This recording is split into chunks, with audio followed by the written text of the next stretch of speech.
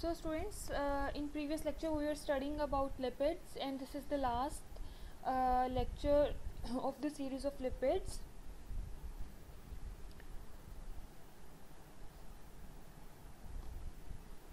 So partial hydrogenation of cooking oils produces trans fatty acids. As we have already studied that what are the lipids and what is the difference between oils and fats, and in our physical lecture we have also studied that we can convert oils into fats by their partial hydrogenation in the presence of nickel.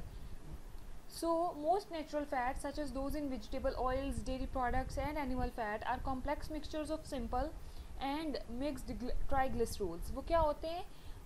They are the mixture of simple and complex and mixed triglycerides.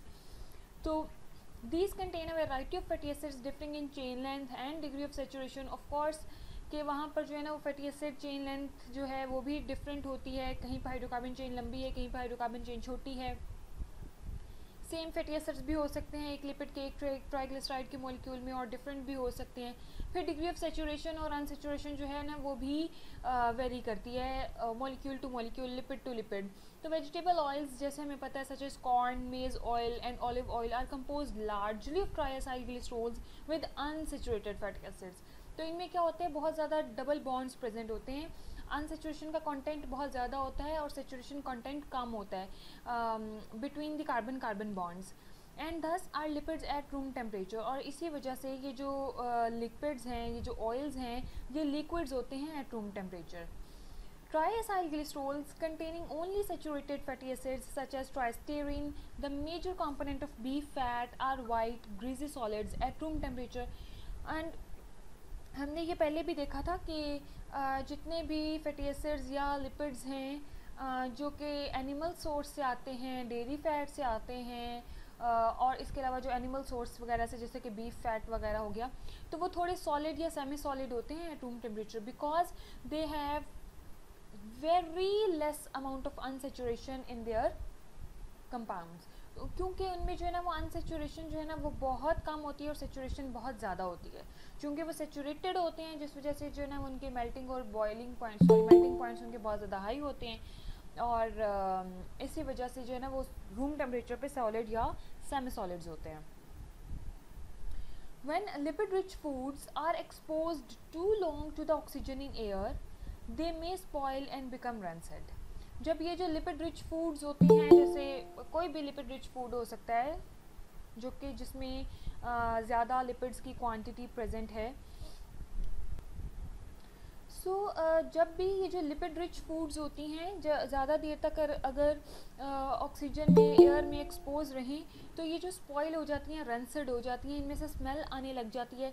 जैसे हमें पता है कि sometimes अगर हम बाज़ार से chips वगैरह ख़रीदते हैं तो उसमें से एक ऑयल की बहुत बुरी सी स्मेल आ रही होती है.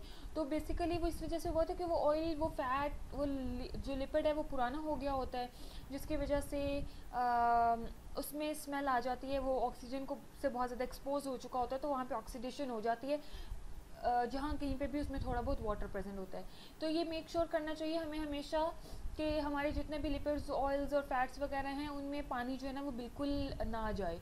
पानी थोड़ा सा भी जाएगा और वो उसके अंदर अगर ट्रैप हो जाएगा हमारी लिपिड या फैटी फूड में, तो बहुत जल्दी उसकी जो रेंसिडिटी है ना वो हो जाएगी.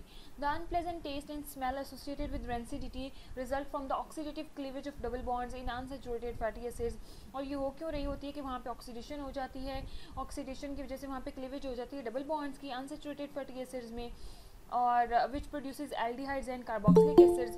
जब वहाँ पे अनसेचुरेटेड फैटी एसिड्स की क्लीवेज हो जाएगी, डबल बॉन्ड्स की क्लीवेज हो जाएगी, तो उससे जो है ना वो हमारे पास एल्डिहाइड्स और कार्बोक्सिलिक एसिड्स प्रोड्यूस हो जाते हैं और शॉर्टर चेन लेंथ, और उनकी जो चेन लेंथ्स होती हैं वो छोटी होती हैं एंड देयरफॉर हायर वोलेटिलिटी. और इस वजह से उनकी जो वोलेटिलिटी है वो बहुत ज़्यादा हो जाती है. हमें सबको पता है कि जितने भी हाइड्रोकार्बन्स हैं, स्टार्टिंग के हाइड्रोकार्बन सीरीज़ में जैसे एल्केन्स, एल्कीन, अल्काइंस के शुरू के जो हैं like methane, ethane, propane, butane और इसी तरह इथाइन, प्रोपाइन, ब्यूटाइन वगैरह, तो ये सब क्या होते हैं, ये वोलेटाइल इन नेचर होते हैं, हाईली वोलेटाइल होते हैं, क्योंकि इनमें कार्बन की जो लेंथ है, कार्बन चेन की जो लेंथ है वो कम होती है. तो इस वजह से क्या होता है कि जब वो रेंसिड हो जाते हैं तो वोलाटाइल मॉलिक्यूल्स में कन्वर्ट हो जाते हैं और वो जल्दी से जो है ना वो उड़ना शुरू कर देते हैं, इवेपोरेट हो जाते हैं. To improve the shelf life of vegetable oils used in cooking and to increase their stability at the high temperatures used in deep frying, commercial vegetable oils are subjected to partial hydrogenation. यही वजह है कि oils को fats में convert ही इस वजह से किया जाता है क्योंकि ऑयल्स में जल्दी से रेंसिडिटी होने के चांसेस होते हैं क्योंकि अनसेचुरेशन ज़्यादा होती है. तो अनसेचुरेशन होगी यानी कि डबल बॉन्ड्स प्रेजेंट हैं और वहाँ पे ऑक्सीडेटिव क्लीवेज हो जाएगी. तो इस चीज़ को प्रिवेंट करने के लिए ये एक टेक्निक जो है वो इंट्रोड्यूस करवाई गई, that is called partial hydrogenation. और इसमें हम क्या करते हैं कि बेसिकली वेजिटेबल ऑयल को पार्शियली हाइड्रोजिनेट करवा कर वहाँ पे जितने भी डबल बॉन्ड्स हैं उनको सिंगल बॉन्ड्स में यानी कि सैचुरेटेड मॉलिक्यूल्स में कन्वर्ट कर देते हैं, जिसकी वजह से जो फैट है, जो ऑयल है वो फैट में कन्वर्ट हो जाता है और उसका मेल्टिंग टेम्परेचर तो बढ़ जाता है ऑब्वियसली, लेकिन वहाँ पे जो है वो डबल बॉन्ड्स ख़त्म हो जाते हैं तो हाइड्रोजिनेशन की वजह से. तो इससे हमारी जो ऑयल्स हैं वो फैट्स में कन्वर्ट हो जाती हैं यानी कि लिक्विड जो होता है ऑयल का वो घी में सेमी सॉलिड कंसिस्टेंसी में कन्वर्ट हो जाता है.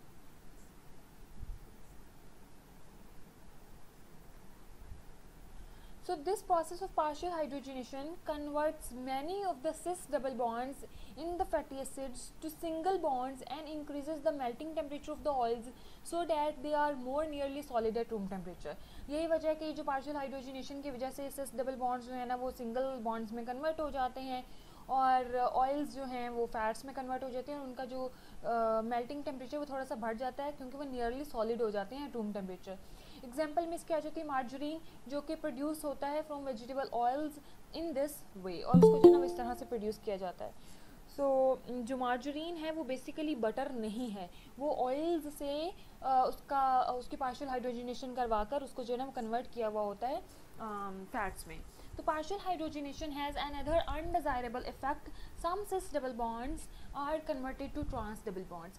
अब partial hydrogenation का एक जो है ना वो undesirable और एक adverse effect है, that is the conversion of cis double bonds into trans double bonds.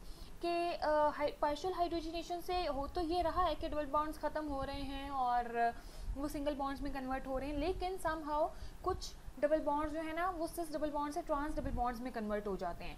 तो सिस में जो है ना वो सेम साइड पे कार्बन के सेम साइड पे हाइड्रोजन होता है और ट्रांस में जो है ना वो कार्बन के डिफरेंट साइड्स पे हाइड्रोजन होता है यानी कि ऑपोजिट साइड्स पे हाइड्रोजन होता है. तो जो ट्रांस फैट्स होते हैं ना वो दे आर नॉट गुड. तो dietary intake of trans fatty acids often refer to as simply as trans fats leads to higher incidence of cardiovascular diseases. क्योंकि जो ट्रांस फैट्स होते हैं, और लिपिड्स होते हैं, ट्रांस फैटी एसिड्स जो होते हैं, इनसे जो कार्डियोवैस्कुलर डिजीजेस के चांसेस जो हैं वो बहुत ज़्यादा बढ़ जाते हैं. And that avoiding these fats in the diet substantially reduces the risk of coronary heart disease. और अगर हम जो है ना वो इनका इंटेक जो है वो मिनिमाइज़ करेंगे और अगर हम इसको अवॉइड करेंगे अपनी डाइट में ट्रांस फैट्स को खाना, तो उससे जो है ना वो हम बच सकते हैं कोरोनरी हार्ट डिजीज़ से. यही वजह है कि डॉक्टर्स कहते हैं कि you must not opt for the Dalda ghee. तो आपको डालडा घी वगैरह मार्जरीन वगैरह नहीं खाना चाहिए if you want to take that semi solid fat into your body. So you should take a desi ghee और अ बटर. तो आपको जो है ना वो प्योर देसी घी या बटर खाना चाहिए इंस्टेड ऑफ दी डालडा घी, क्योंकि वो पार्शियल हाइड्रोजनेशन से बना हुआ है और वहाँ पे जो है ना कुछ सिस बॉन्ड्स जो है वो ट्रांस बॉन्ड्स में, ट्रांस डबल बॉन्ड्स में कन्वर्ट हुए हैं and that are injurious to our health. तो वो जो है ना हमारी हेल्थ के लिए अच्छा नहीं है. तो हमें इस चीज़ को अवॉइड करना चाहिए कि हम ट्रांस फैट्स को कम से कम खाएं, मार्जरीन मत खाएं और जो डालडा घी या पार्शियल हाइड्रोजनेशन के थ्रू जो भी फैट्स बनाए गए हैं उनको ना खाएं. Dietary trans fatty acids raise the level of triacylglycerols and of LDL. LDL होते हैं लो डेंसिटी लिपोप्रोटीन्स. तो ये जो लो डेंसिटी लिपोप्रोटीन्स होती हैं दैट आर बैड और ये ऐसे होते हैं cholesterol in the blood and lower the level of HDL. ये बेसिकली जो है ना कोलेस्ट्रॉल का लेवल भी हाई कर देते हैं और जो HDL हैं हाई डेंसिटी लिपोप्रोटीन्स उनका लेवल कम कर देते हैं. जो हाई डेंसिटी लिपोप्रोटीन्स होते हैं दैट आर गुड, ये गुड कोलेस्ट्रॉल भी कहलाता है. And these changes alone are enough to increase the risk of coronary heart disease. तो हमारी बॉडी में HDL ज़्यादा होनी चाहिए, LDL ज़्यादा नहीं होना चाहिए. LDL जो है ना वो बेसिकली कोलेस्ट्रॉल है, बैड कोलेस्ट्रॉल है, और HDL जो है वो high density lipoprotein good cholesterol है. तो ये गुड फैट्स होते हैं ये खाने चाहिए, दूसरे वाले नहीं खाने चाहिए. बट ट्रांस फैटी एसिड्स में हैव फर्दर एडवर्स इफेक्ट्स. जो ट्रांस फैटी एसिड्स हैं इनके और भी एडवर्स इफेक्ट्स होते हैं. They seem for example to increase the body's inflammatory response. इससे जो है ना ये देखा गया है कि समहाउ ये बॉडी की इन्फ्लेमेटरी रिस्पांस को इंक्रीज कर देते हैं, जिसकी वजह से बॉडी में जो हमें पता है कि एपोप्टोसिस वगैरह जो है ना वो तेज़ हो जाती है, नेक्रोसिस वगैरह हो जाती है, which is another risk factor for heart disease, जो कि एक और जो है ना वो रिस्क फैक्टर है हार्ट डिजीज़ के लिए. सो फैट्स क्या हैं? Fat ester of fatty acid with glycerol, we already know that is a triacyl glycerol that is solid at room temperature. ये क्या है? ये triacyl glycerol है जो कि solid या semi solid होता है at the room temperature, made by more saturated fatty acids, जो कि किससे बना होता है? ज़्यादा saturated fatty acid से बना होता है, जिसमें हमारे सारे के सारे एनिमल सोर्स से फैट आ जाता है एंड डेयरी प्रोडक्ट्स आ जाते हैं. Meat, milk, butter and cheese वगैरह ये सब क्या हैं? ये सैचुरेटेड फैट्स होते हैं, सैचुरेटेड फैटी एसिड से बने हुए होते हैं. ऑयल्स क्या होते हैं? Oil is a triacyl glycerol that is liquid at room temperature, made by more unsaturated fatty acids, जैसे कि कॉर्न हो गया, कॉटन सीड ऑयल हो गया, सनफ्लावर ऑयल हो गया, ऑलिव ऑयल हो गया. तो दीज ऑल मैं आवाज बहुत कम आ रही है. corn oil, cotton seed oil, sunflower oil, these all are oils that are unsaturated in nature, क्योंकि इनमें जो है वो अनसेचुरेटेड फैटी एसिड्स की अमाउंट जो है वो बहुत ज़्यादा होती है. Chemically, these are esters of glycerol with fatty acids and are composed of monoglycerides, diglycerides and triglycerides. Chemically अगर हम इनको देखें तो जो esters हैं ग्लिसरॉल से और फैटी एसिड्स के मिक्सचर से जो बने हुए हैं उनको हम क्लासीफाई कर सकते हैं into 3 different molecules. Number 1 is monoglycerides, number 2 is diglycerides and the third one is triglycerides. Triglycerides क्यों कह रहे हैं उनको? क्योंकि वहाँ पे हमारे पास 3 फैटी एसिड्स के मॉलिक्यूल्स जो हैं वो एक ग्लिसरॉल के मॉलिक्यूल के साथ रिएक्ट कर रहे हैं, तो इस वजह से हम उनको जो है ट्राइग्लिसराइड कह रहे हैं. And in the same way diglycerides and monoglycerides. The next part of lipids is waxes. Okay, so waxes basically क्या है? हम लोग डेली बेसिस पे ऑलमोस्ट वैक्सेस को देखते भी हैं. जैसे आप एप्पल के ऊपर देखते हो कि एक शाइनी लेयर होती है. If you rub the Apple with a soft cotton तो आप देखते हो कि वो बहुत ज़्यादा शाइन करने लग जाती है, तो डैट इज़ वैक्स. इसी तरह वाटरमेलन पे है कि उसके ऊपर भी एक लेयर होती है, वो वैक्स की होती है. आप लीव्स देखते हो तो लीव्स की जो ऊपर वाली सरफेस होती है, अपर लेयर जो होती है, वो भी क्या होती है? वैक्सी होती है, वो भी शाइन करती है. If you rub with your fingers, तो अगर आप उसको फिंगर्स के साथ रब करते हो तो वो भी शाइन करने लग जाती है. तो वैक्सेस की नेचर है कि अपॉन रबिंग दे शाइन, तो जब आप उनको थोड़ा सा रब करते हो तो वो शाइन करते हैं. Biological waxes are esters. ये भी क्या हैं? ईस्टर्स हैं of long chain saturated and unsaturated fatty acids with long chain alcohols. तो इसमें बेसिकली सिंपल ग्लिसरॉल नहीं होता, लॉन्ग चेन अल्कोहल्स होते हैं, जैसे कार्बन 16 टू कार्बन 30 तक के अल्कोहल्स इसमें जो है ना वो एस्टरिफिकेशन करती हैं हमारी लॉन्ग चेन फैटी एसिड्स के साथ. लॉन्ग चेन फैटी एसिड्स में इंक्लूड होते हैं कार्बन 14 टू कार्बन 36 तक. इस तरह के स्टेरिफिकेशन से जो लिपिड के मॉलिक्यूल्स बनते हैं that are classified as waxes. Their melting points are much higher than those of oils and fats. इनके जो मेल्टिंग पॉइंट्स होते हैं वो 60 to 100 डिग्री सेंटीग्रेड तक होते हैं and are generally higher than those of triacyl glycerols. और इनके जो मेल्टिंग पॉइंट्स है ऑब्वियसली वो ज़्यादा हैं किससे? ट्राइसाइल ग्लिसरॉल्स से, जो कि सिंपल लिपिड्स हैं. फंक्शन क्या होता है वैक्सेस का? They are water repellent. हमें सबको पता है, जैसे मैंने अभी आप लोगों को एग्जांपल दी एप्पल की, वाटरमेलन की. इसी तरह जो शू पॉलिश होती है that also contains wax, bees wax, ठीक है. इस तरह और डिफरेंट वैक्सेस होती हैं. तो ये क्या होती है? वाटरमेलन के तौर पे काम करती है, बिल्कुल जैसे वेजलिन होती है. वेजलिन की कंसिस्टेंसी की तरह होती है. वेजलिन में नो डाउट कि वैक्स नहीं होती है, लेकिन इफ़ यू कैन इमेजिन तो वैक्स जो है ना वो वेजलिन की तरह होती है. तो waxes also serve as a diversity of other functions related to their water repellent properties and their firm consistency. और इनकी जो consistency होती है वो काफ़ी solid होती है, बड़ी firm सी होती है. Certain skin glands of vertebrates secrete waxes to protect hair, skin and keep it lubricated and waterproof. Certain animals में वर्टिब्रेट्स में स्किन ग्लैंड्स ऐसे होते हैं जहाँ पे स्पेसिफिक वैक्सेस जो हैं वो रिलीज़ होती हैं to nourish their hair and skin to nourish their hair and skin to keep it lubricated and hydrated and waterproof, ताकि बॉडी का जो वाटर है वो लॉस ना हो. Birds, particularly waterfowl, secrete waxes from their preen glands to keep their feathers water repellent. तो birds जो हैं जैसे हम देखते हैं कि birds do not much dive into the water, वो वाटर में नहीं ज़्यादा जाते हैं. जैसे कि वाटर फाउल वगैरह हो गया, चूँकि उसने तो पानी में से शिकार करना होता है, तो इनके अंदर प्रीन ग्लैंड्स होते हैं जहाँ से वैक्सेस जो है वो सिक्रीट होती हैं और वो उनके फैदर्स को वाटर रिपेलेंट बनाती हैं. तो अगर तो वो हर वक्त जैसे वो पानी में डाइव कर रहे हैं और अपना शिकार कर रहे हैं, तो उनके तो फैदर गीले हो जाएंगे और फिर उनको जो उड़ने में, बर्ड को फ्लाई करने में मुश्किल पेश आएगी. तो इस चीज़ को काउंटर करने के लिए अल्लाह ताला ने उनके अंदर क्या रखे हुए हैं, एक प्रीन ग्लैंड्स रखे हुए हैं जो कि वैक्स को सिक्रीट करते हैं और उनके फैदर्स के ऊपर एक वैक्स की कोटिंग हुई होती है, जिसकी वजह से वो पानी में जाएं भी तो उनके फैदर्स जो हैं वो गीले नहीं होते हैं.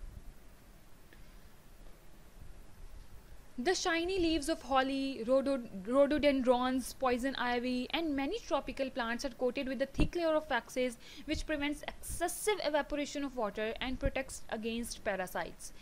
जैसे मैंने अभी आप लोगों को पहले बताया था कि जो शाइनी लीव्स होती है, जैसे डिफरेंट ट्रॉपिकल प्लांट्स की, ऑलमोस्ट हमारे यहाँ पे हम देखें तो सारे प्लांट्स ही हमें जो है ना वो इस नेचर के नज़र आते हैं, क्योंकि उनके ऊपर भी एक थिक लेयर होती है वैक्स की. Biological waxes find a variety of applications in the pharmaceutical, cosmetic and other industries. अगर आप देखो अपनी जो भी आप कॉस्मेटिक्स वगैरह यूज़ करते हो, तो समहाउ किसी न किसी कॉस्मेटिक के पीछे आप लेबलिंग और उसके इंग्रेडिएंट्स चेक करें तो किसी न किसी में कोई ना कोई टाइप की वैक्स डली हुई होगी. ख़ास तौर पे लिप बाम्स में या इस तरह की जो मॉइस्चराइजिंग होते हैं उनमें, मॉइस्चराइजर्स जो होते हैं उनमें मोस्टली जो है ना वो वैक्सेस वगैरह डली हुई होती हैं, जिनमें सबसे ज़्यादा जो है ना वो बीज वैक्स जो है वो डाली जाती है. कॉस्मेटिक्स में, फार्मास्यूटिकल में और इस तरह डिफरेंट इंडस्ट्रीज़ में वैक्सेस का बहुत ज़्यादा आम यूज़ किया जाता है, कॉमनली यूज़ किया जाता है.